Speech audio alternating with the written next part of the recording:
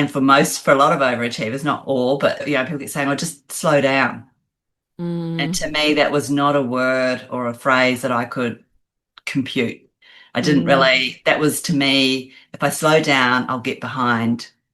If I slow down, I'm failing. If I take a rest, I'm afraid of doing nothing as a yeah, human. And if I really speak my truth, doing nothing for me yeah, is like going, I really struggle when I go on holiday to really settle for the yeah. first few days. I'm like, it's so easy to go, "Oh, I've got, what am I going to do? I'm going to fill up my holiday with all these activities, right? As opposed to just being. And so, Hi, I'm Dr. Jodi Richardson, and this is Well, Hello, Anxiety. In a world that often moves too fast, we're here to pause, breathe, and understand anxiety together. Each episode will explore practical strategies, share honest conversations, and uncover the science behind anxiety and well-being, all while creating a space where it's okay to not be okay. Let's continue this journey together. If there were a gold medal for overachieving, my next guest would absolutely win. But behind the performance was a nervous system running on empty, a body sending signals that her mind kept overriding, and eventually her body stopped asking and just took over. After 20 years as an agency leader delivering brilliant work, like you are not going to believe some of the stories we're going to be talking about, delivering brilliant work under impossible standards, Fleur Marks hit a wall that she couldn't push through. She was eventually diagnosed with a rare, incurable autoimmune disease called sarcoidosis, and it had spread to her brain. Then came a breast cancer diagnosis, and in that space that followed, she was finally forced to sit with the questions that she had spent a lifetime out running. Who am I without the striving? If I already felt enough, what would I choose? And if this is it, what do I actually want my life to be? Fleur is now a globally recognised leadership trainer, a strategist, a speaker, and author of the Overachiever's Reset, which I am so lucky to have had an advanced copy to read. And I was just chatting with Fleur off air before we got started about some of the really, poignant parts of the book that have really stuck with me and will stay with me. Fleur is exceptional at what she does, and the stories that she tells in the book are extraordinary about the things she's achieved in her work life. But you don't have to be, a gold medal winning overachiever to relate to what we're about to talk about. If you feel like your pace in life is unsustainable, if your plate is too full, hello, my hand is up.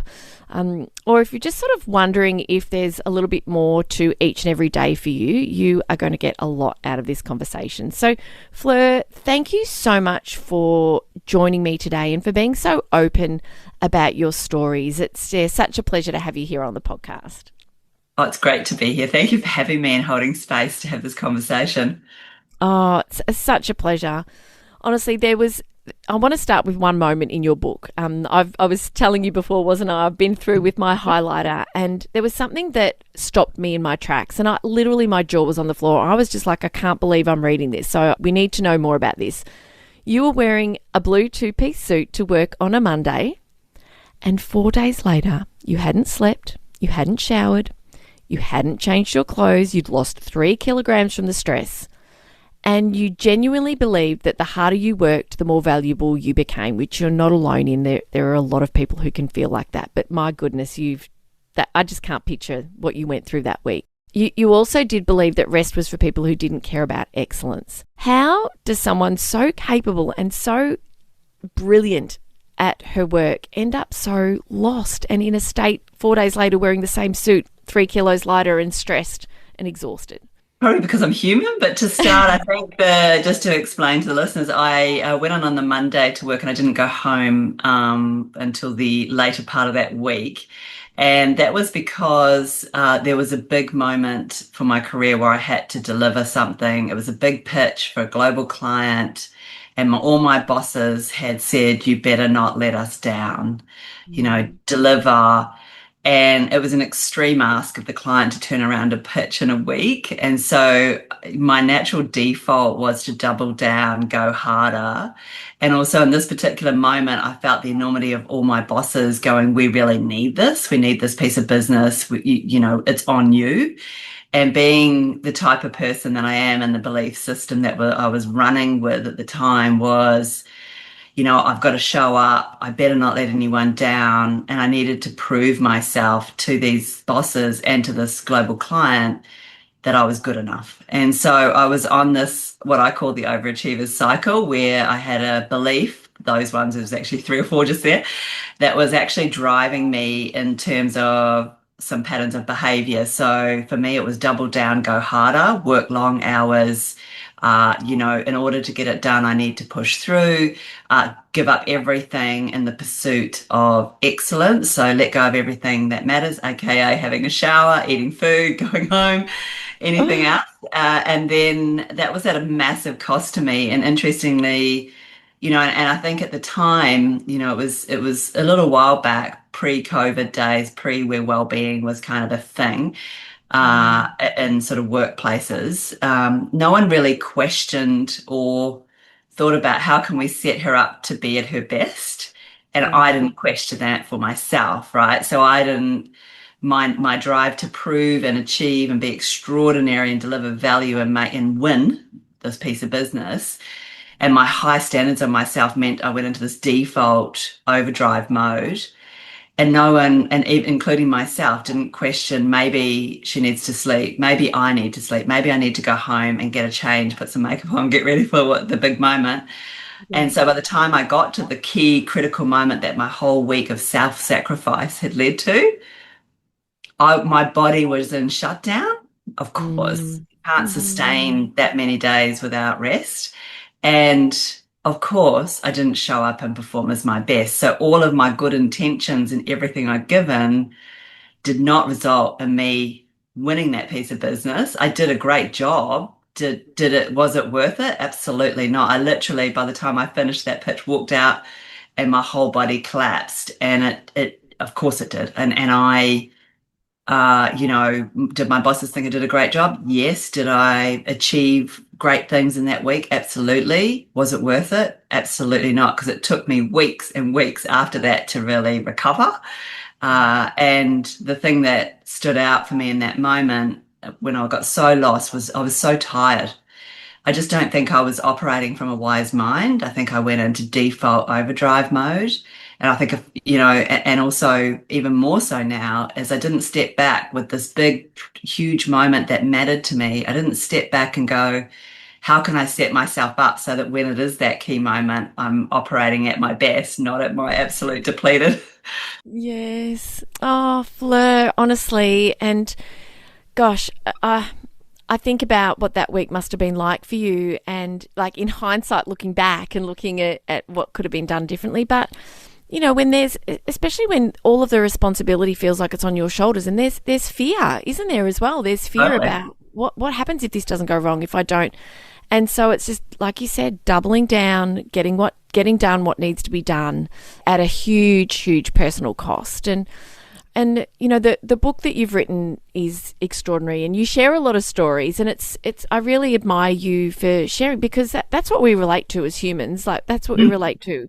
And I could see myself in some of what you wrote, and others will see themselves in all of what you wrote and everything in between. I know one of the things you said was that you describe running a very sophisticated anxiety management system and calling it leadership. Tell us a little bit more about that. When did you realize that it was anxiety that was sort of like steering you, to just kind of keep trying to like perform? For me, it was in the quieter moments, which tended to happen around 3 a.m. or 4 a.m. typically, when my body had started to settle from the pace, or when I was driving home or to work. So the little quiet moments was where this little voice within me bubbled up a bit and said, oh, what's really, you seem really, what's going on here? Is this sustainable really?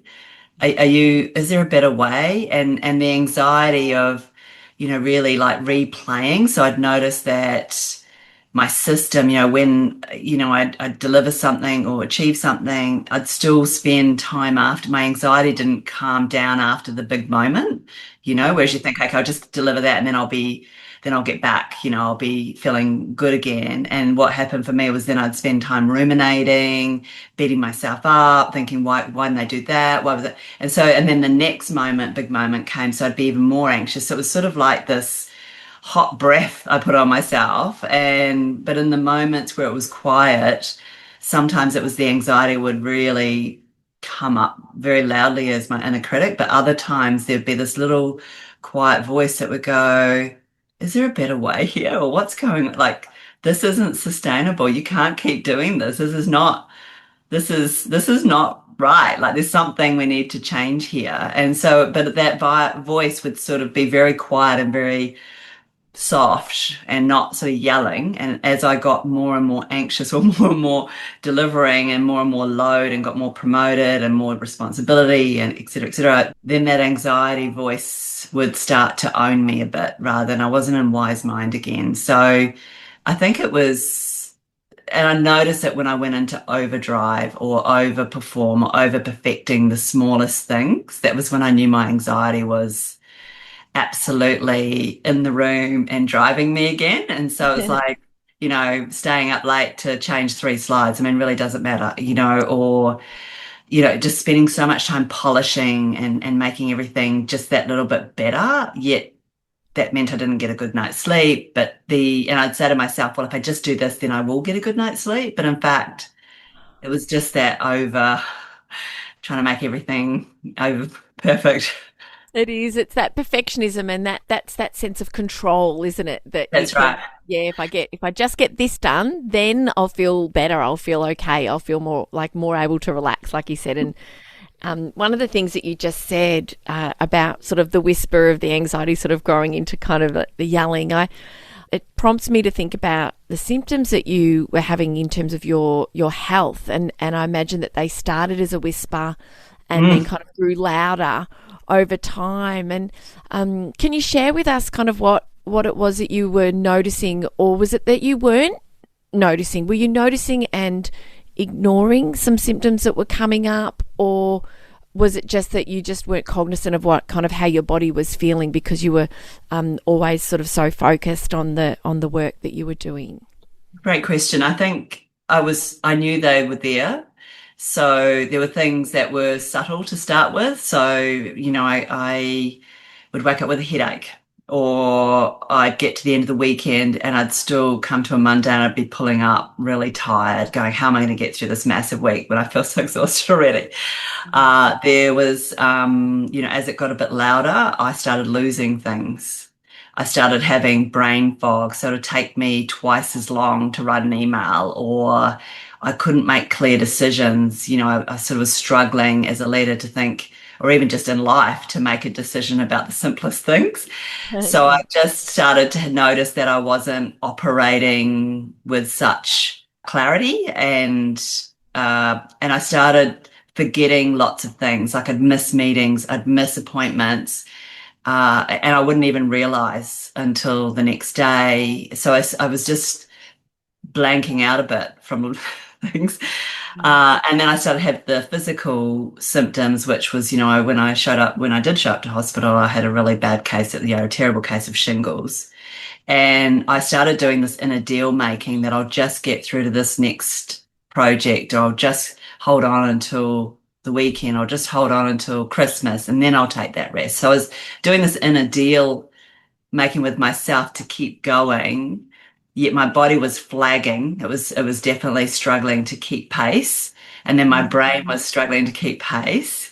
And then I started to have this like internal sigh, that was like another big day, another big deliverable. And I started to feel this sort of lethargy about achieving, and I just kept going, well, maybe you need to do more. Mm. Maybe you need to get back to running because then you'll get your energy back. Or maybe you need to, like it was on me as if I was failing at something. But also I was sort of like putting my rest. I didn't see rest as a strategy. In fact, I think, and for a lot of overachievers, not all, but the word, people keep saying, "Oh, just slow down." And Mm. to me, that was not a word or a phrase that I could compute. I didn't Mm, really, that was to me, if I slow down, I'll get behind. If I slow down, I'm failing. If I take a rest, I'm afraid of doing nothing as a yeah, human. And if I really speak my truth, doing nothing for me, yeah, it's like going, I really struggle when I go on holiday to really settle for the yeah, first few days. I'm like, it's so easy to go, what am I going to do? I'm going to fill up my holiday with all these activities, right? As opposed to just being. And so I was afraid of rest a little bit. And I couldn't see that it was a strategy for me to achieve more, that by resting, I'd be able to make better decisions. I'd be able to have perspective and clarity. And because, when you're in that sophisticated system, sometimes you react in ways that aren't proportionate to the moment, whether it's someone, cutting in front of you in the car or someone tells you something and you overreact. It's because you haven't been able to really regulate your system or your body and your mind, and you haven't given yourself enough rest time to actually show up and be present. I don't think I was there for a lot of that. So I was always pushing to the next. So I didn't really give myself permission to take a moment. no. The listeners that are kind of going, yeah, I can relate to a lot of this. I feel overwhelmed. I feel like my plate's always full. I don't have time to stop. If I stop, I'll drop a plate metaphorically or maybe physically. And you were talking about rest as being a strategy, rest as being an investment. Like, what's actually going on in the body when we keep pushing and we don't rest? What are some of the things that can start to happen that can hopefully convince listeners who are like, yeah, good in theory, I don't have time for that. Maybe convince them to think differently about it. Well, your autonomic system starts to shut down, right? Your fight and flight, which is what is, in society used to be fight and flight was when we're going out to kill the saber-toothed tiger. Whereas if you're operating in a state of overdrive or overachievement, your fight and flight mode is constant. So basically your adrenals begin to shut down. So your energy starts to wither. And everything, responding to an email feels like you've got to go out and kill the saber-toothed tiger back in the day, caveman days. So I think you're constantly on alert. Your stresses are so heightened that nothing feels normalized or regulated, both within your parasympathetic nervous system and your brain functioning. Your amygdala shuts down, you're blanking out, you're getting brain fog, you can't think. So your body is kind of, and headache is probably one of the first physiological signs of stress or stressing out beyond what is considered to be a healthy level. And so your energy and your ability to actually be wise and make good decisions and respond appropriately. You just end up in a cycle of reaction and your body's reacting to the load. And so it just starts to begin to talk to you, as you said earlier, like a whisper, then it becomes a bit of a shout, and then it will sit you on your bum, as in my experience. And it will let you know who's boss. Eventually it will tell you, but you'll know in yourself, and it's just whether you're aware, and it doesn't have to be a massive, well, in my case I had to slow down for years. Like I had to, years in bed, I had to rest for years, which is not really the plan for an overachiever. So it's really recognizing how can I take micro moments in my day to regulate, to self-regulate, to calm my parasympathetic nervous system. So, and for me it's around breath. Just it's the only thing I could control in my disease. At Yeah. some point, it was a lung-based disease, so breath was the only thing I couldn't control. Some of my body part, what was happening. Yet breath was the thing that would always bring me back to. It's just such a fast-track way of regulating. The Mm. other thing is really, making sure that you eat and drink. Simple stuff. Really started pretty small for me, like having water. But also just giving, yourself, the neuroscience around allowing your brain to reset when it is in that overdrive state is 10 minutes is all it needs to allow it to reset and regulate and get back on track. So, and that, unlike our phone, you plug a phone in to charge it. With our brain, we need to unplug. And so taking 10 minutes a couple times a day just to be and not do, especially for overachievers who are outcome led, just to be frightening, but 10 minutes felt more manageable and more, it just allowed me to get my perspective back. Yes. What matters. Yes. Yeah, what you've just said, and when you're anxious and it's normal anxiety, and like the stress that, like you were saying before, that it should, yeah, it makes sense. You feel stressed and maybe anxious before a big presentation, delivering something, but then it should settle down. It's and we can cope with that. We can cope with that when it's sort of like on and then it's off again. But it's this constant kind of chronic stress and anxiety and activation, like you said. You said that you ended up at the hospital with shingles. Was that at the same time that you got the sarcoidosis I diagnosis? Or did. was that later? It was No, then. I was bandaging actually the the shingles.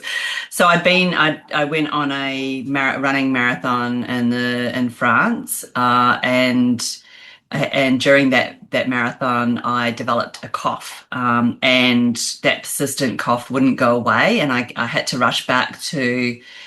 It was before Christmas. I had to deliver a bunch of commercials. I rushed back after the marathon, had this cough. This cough was persistent and it wouldn't go away. And so it got to but I had to deliver these things by the end of by before Christmas. So I need to push through. This cough's annoying. There was a little bit of blood when I coughed. I decided I'd go back to running because maybe that would get rid of it. Really smart strategy. And of course, I went to my time trial, and within a few minutes, I was coughing quite a bit of blood. But then I still went back to work and was too busy I was a very busy person, so I didn't have time for going up to the hospital. And it got to the point where the CEO's assistant pulled me aside, and I couldn't get through a sentence without coughing. So it was annoying everyone around me, not just me. And she said, "How about we pop up the road after work?" And of course, she knew to say after work because during work wasn't an option. So I hopped up the road to the emergency, and of course, that was where they went, "You've got terrible shingles." They did an X-ray, my lungs lit up, and I either had lymphoma, tuberculosis, or sarcoidosis.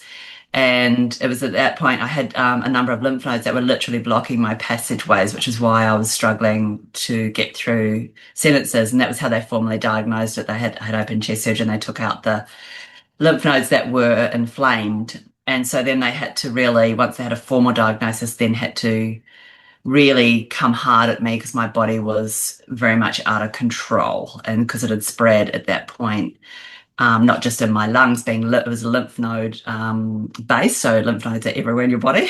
Yeah. And so it was a multi-organ, including my eyes, and they couldn't get it under control. So I went through, well, it took about 17 rounds of chemo to just control this autoimmune disease, and then another 6 rounds after it moved to my brain as well.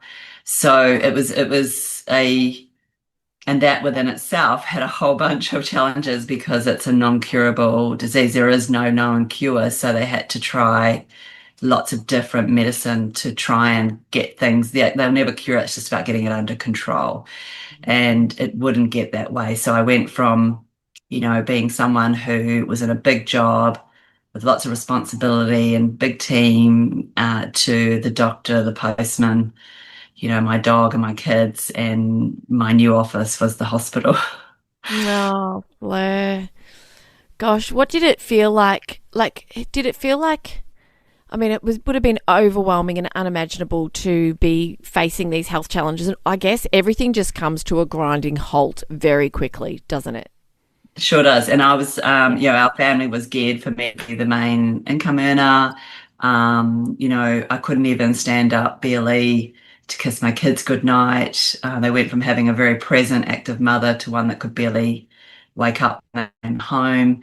So our whole world changed. And, being the person that I am, I thought I could achieve my way out of being sick too. Yeah.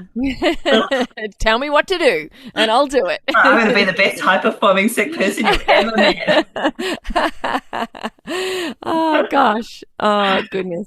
Yeah, it's pretty much like, if you don't take care of it, eventually your body will take care of it for you, in the sense that anything that's happening with us physiologically in terms of our health, it will get louder until there's no more ignoring it. And thank goodness for the CEO's assistant who suggested, what a wonderful woman. And you would have got there eventually, no doubt. I learned the hard way that if you don't have your health, you have nothing. And I think my definition of success was completely, when you don't have your health, that shopping list of what I thought success was actually didn't matter. And I lost everything that I had strived to achieve as well. So apart from my family and the things that, so it was a real wake-up call to go, you can't achieve if you don't have a well body. You can't achieve if you're not, operating from a well person, that's not anxious, that's got, that's clear on what matters. And I think it was a terrible lesson to learn, but a wonderful lesson to learn, because it allowed me to really understand what was driving me. I've never been where you are with my physical health, but I have with my mental health. I've been as, in the absolute depths of hopelessness and despair with depression many years ago. And when I started to come through that, I realized what I took for granted and we just sort of go through life, don't we, thinking like not really paying enough attention to kind of what we've got when we've got it. And when I was coming through the other side of that depression with medication, with therapy, with lots of family support and help, I just remember thinking most of what I thought mattered didn't really matter. I had a sports car, I had a red coupe, I thought things were important. And I mean, like a lot of people get a lot of enjoyment out of things, but I just realised, you know what? Exactly like what you just said, and what we don't want is for other people to have to get so far down the road that they end up, hospitalised, like yourself, and just so far down the road that it's a long way back. I know that's your message, is you want other people to learn from the story that that you're living. Thank you so much for all that you're sharing with us today. I'm just looking at the clock and there's so much more I want to ask you. Would you be happy to stick around if we break this into 2 episodes? Yes, absolutely. I would love that, Jodi. Oh, brilliant. Oh my gosh. I've got so many more questions that I'd love to ask you. Just before we finish up for part 1, could you please just let our listeners know about your book, what it's called and where they can find it?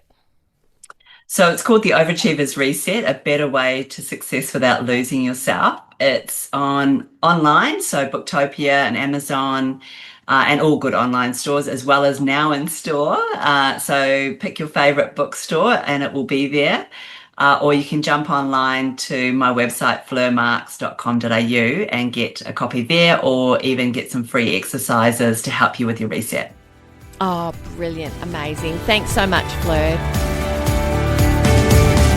Thank you for sharing this time with me on Well, Hello Anxiety. Remember, understanding anxiety is the first step to managing it. Until next time, be gentle with yourself. Take things one moment at a time. Focus on what you can control and know that you are not alone on this journey. If you found value in today's episode, please share it with someone who might need to hear it too.